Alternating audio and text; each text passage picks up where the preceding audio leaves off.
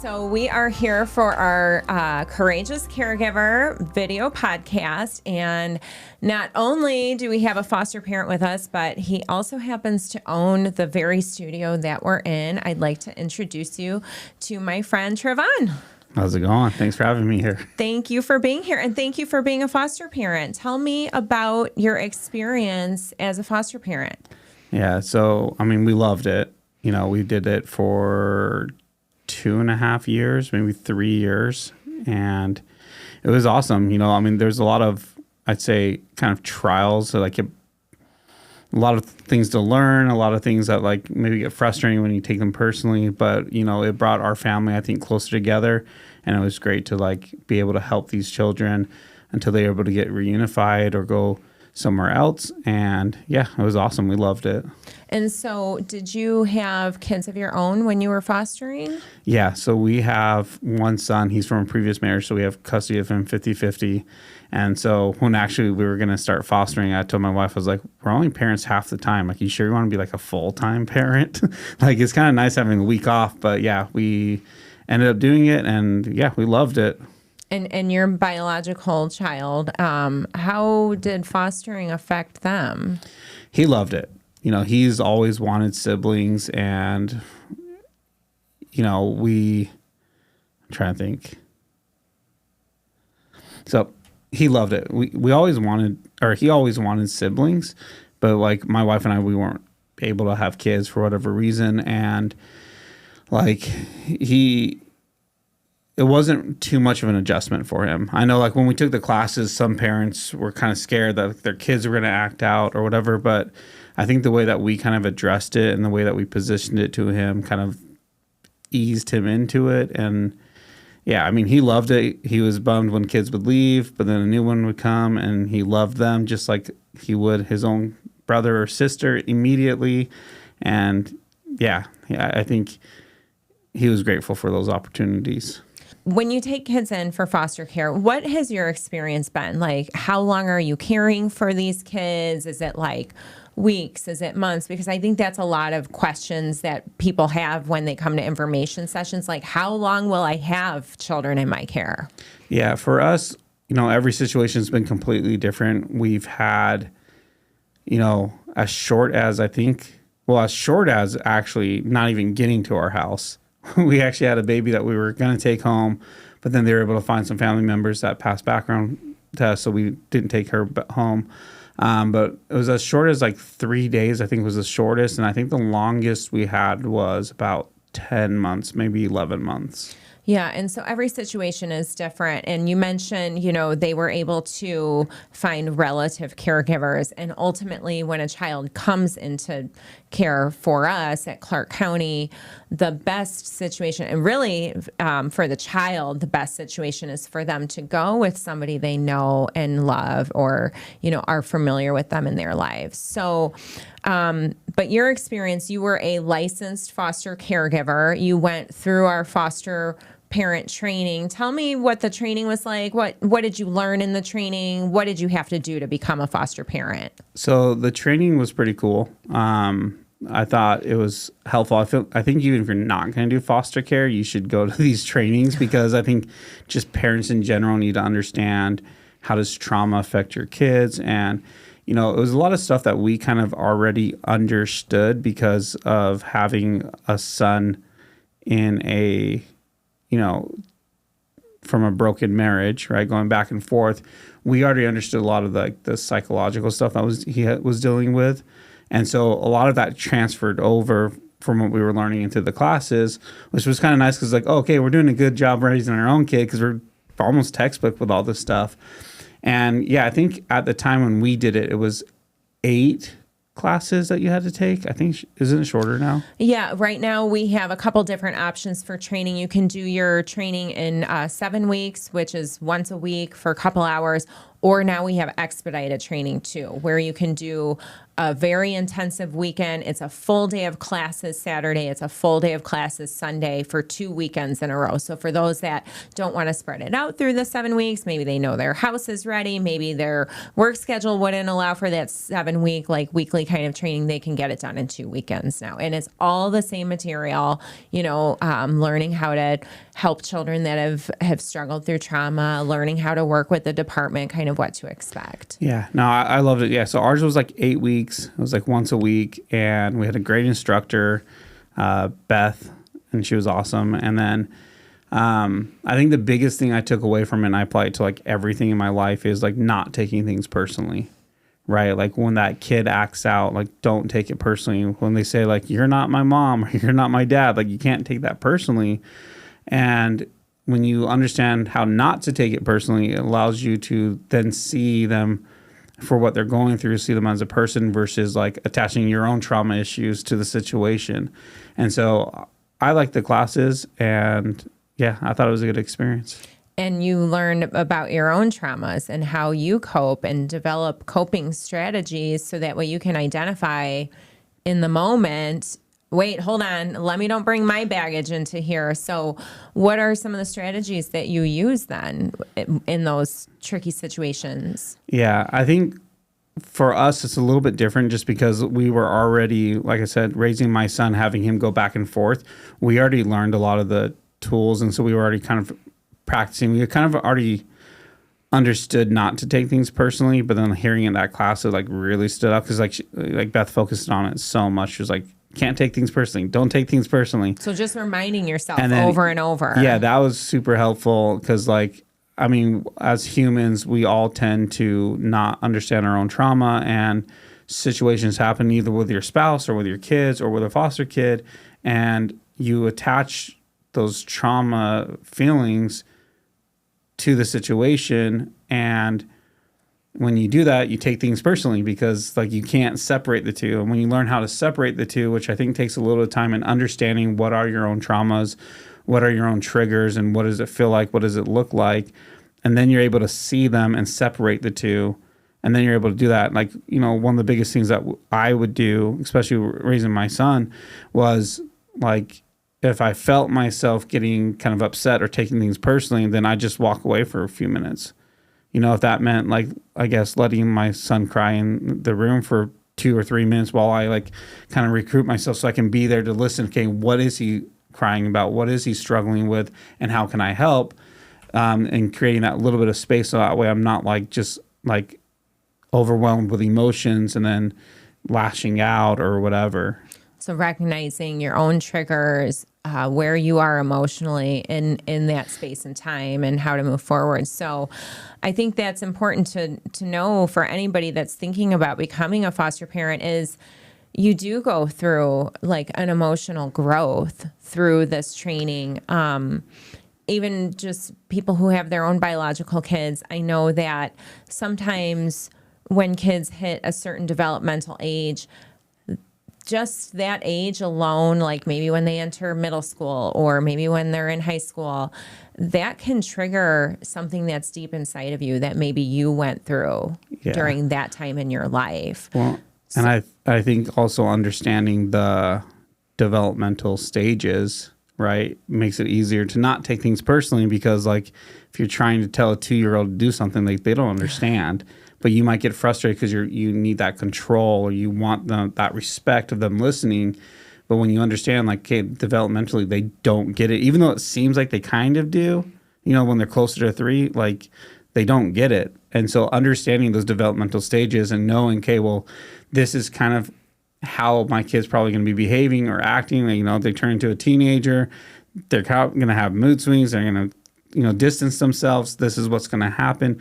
Understanding that beforehand makes it easier to not take things personally as well.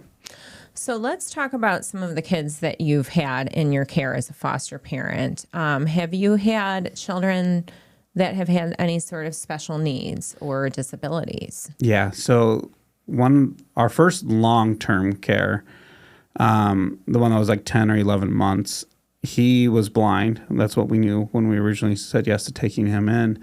And then when we picked him up, they said that they thought that he was also autistic. And so that was really stressful at first. Like, I remember like taking him home and I was just like, all right, dealing with like a child who's blind is already going to be like a struggle, but now with autism involved, like this is going to be really hard. And, you know, like, and it was definitely like stressful, but then kind of looking at it and going, okay, well, what is our role? Our role is to love these children, give them a safe place, and do our best.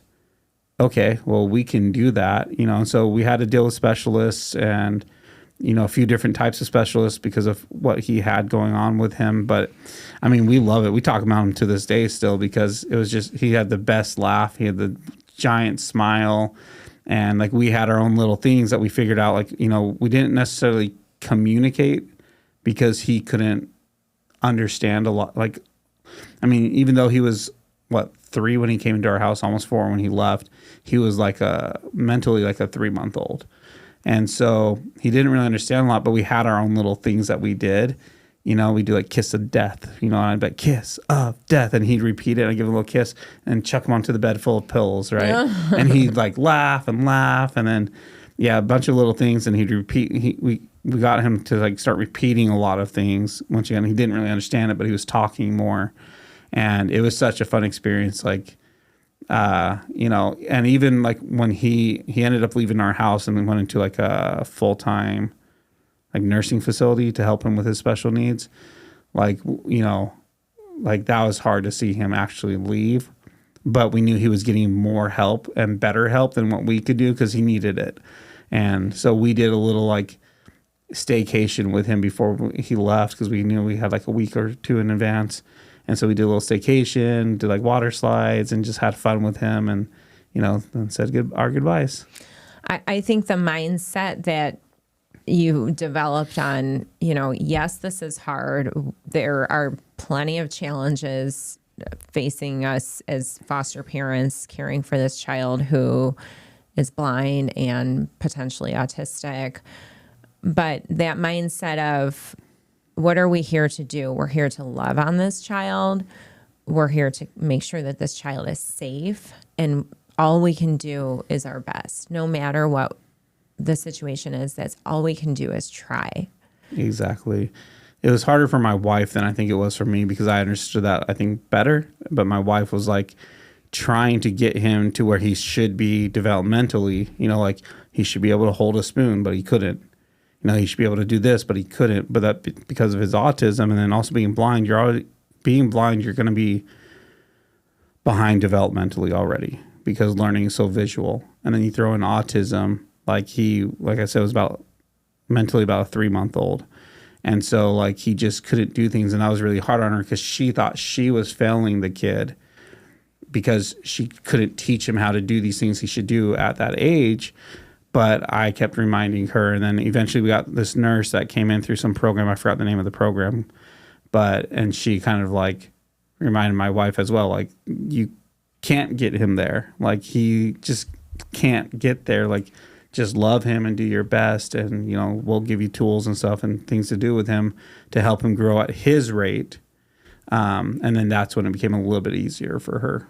And that's the thing, meeting him at his level, meeting him at his needs at that point in time so he can develop at his own rate. And I think that's difficult when you're in the moment and you have these expectations. But going back to that thought of, I'm here to love on this child. I can only provide safety and do my best. So I think that's great advice for our foster parents. We have a portion of our Courageous Caregiver called our lightning round, which is I just want your kind of first initial thought to the next few questions, just so that way our caregivers can get to know you, can maybe learn a little bit more about your journey in foster care. So are you ready to go into the lightning round? All right, let's do it. Okay, so first question, how long did you foster? We fostered for about 3 years. And what made you decide to become a foster parent? Originally, it was my wife's idea. Like, I didn't want to foster. I was like, let's have our own kids. And, you know, we were at church one day and I just had this really strong impression that it's like, okay, you need a foster. And so I told her, I was like, all right, because she'd been bugging me about it for like a year or so. And I was like, no, no, no. And then just one day, a really strong feeling came over me. And I was like, you need to do this. And it was one of the best choices we made. So you really had a calling then. Yeah. Okay. How many kids have you fostered? I think we've had about 6 kids come through our house. Favorite age group to foster? My wife's favorite age group is newborns. And I think I agree with her there. We like when they're little, but I think 3 to 5 is a really fun age as well because they're playing, they're fun, and you get to do stuff with them. Kind of that preschool age. Yeah. Okay. Any advice for somebody thinking about becoming a foster parent? If you're thinking about becoming a foster parent, know that it's hard, but incredibly rewarding. It was amazing for our family. It brought our family closer together. My son loved it, my bio son, and it changed our perspective on a lot of things. And it brought a lot of different perspectives into our house that gave us tools for all of us to become more successful. And like I said, it was an amazing, rewarding time. 3 words to describe your journey as a foster parent. Fun, hard, rewarding. Fun, hard, and rewarding. Most memorable moment. Most memorable moment would probably be we had this young toddler. He was about 3 years old in our house, only for like 3 days. And, he was fun. We loved him. And they found his great grandparents, and we were able to like go back and bring him. And they were just so grateful that we were there taking care of their great grandson, because they didn't know what happened to him. And the fact that like a family was willing to take them in, that was pretty amazing to see. So that getting that child over to that relative caregiver was memorable for you. It must have had a really feel-good moment. Yeah. Okay. How did you deal with like the stress that goes along with parenting? So we dealt with the stress, I think, a few different ways. One is just constantly reminding ourselves like what our role is, right? We're here to provide a loving home for these children. And, if we need a break, let's use some family or a babysitter and go on a date night and, escape just like you would as if they were your own bio kids. And that was probably the biggest thing. It was like, we just try to have a lot of fun as a family and do a lot of family fun things. Favorite family fun activity? Currently it's hockey because that's all my bio son plays a lot of hockey. So we do a lot of stuff at the hockey rink. But we like to just go in the car, go out to the desert, go wander, explore, go to the park. Just a lot of like family activities that gets the kids off of screens and gives them time to kind of bond and like play with each other. What was your biggest fear becoming a foster parent? I think my biggest fear becoming a foster parent was getting too attached. I think that was one of the biggest reasons why I didn't want to, because I'm very loving towards kids. I'm kind of like the fun uncle, I guess you'd say, too, to all my nephews and nieces. And I was scared that like bringing these kids in our home, giving them everything we can, treat them as if they are our own, and then having them leave our house was going to be just too heartbreaking. But in my experience, the ones that ended up leaving, when they left, it was kind of like the time and it felt right. And it wasn't heartbreaking. It was sad. My wife would cry for a few days, but for us, it was kind of like, this is right. And we're happy to see them move on to the next portion of their life. Now, you've mentioned, fostering you and your wife together. What is the key to co-parenting together? I think the biggest key to co-parenting is being on the same page, right?